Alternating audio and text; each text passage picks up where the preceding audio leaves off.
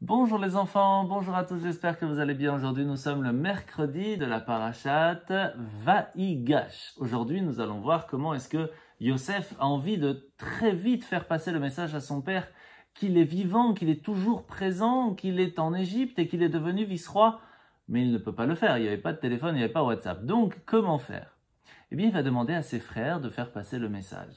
En même temps, il va lui envoyer des beaux chariots, très magnifiques chariots, qui se trouvaient en Égypte avec lui.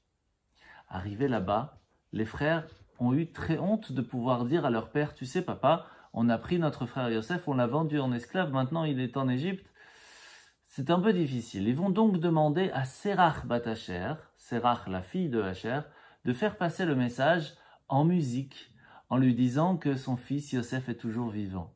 En entendant cela, Yaakov était tellement heureux qu'il va bénir Sérach de vivre éternellement. Mais il avait encore un petit doute. Et à quel moment il va se rendre compte que Yosef est vraiment vivant lorsqu'il va voir les chariots que Yosef lui a envoyés? Pourquoi? Parce que la dernière chose que Yosef avait étudiée avec Yaakov dans la Torah, c'était une mitzvah, un commandement divin que l'on appelle en hébreu la Egla Arufa. Je ne vais pas vous l'expliquer maintenant, mais le mot Egla, qui veut dire un veau en hébreu, a le même mot que Agalot, qui veut dire des chariots.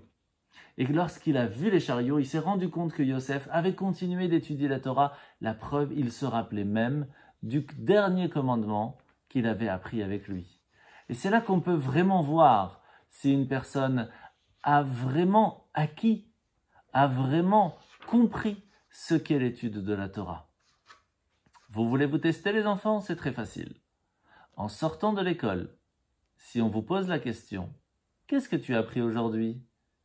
Eh bien c'est là qu'on va savoir si tu as appris des maths, du français, du néerlandais ou autre. Mais en tout cas, si tu réponds « J'ai appris la parachate Vaïgash », on saura que toi aussi, tu es comme Yosef. Bonne journée les enfants.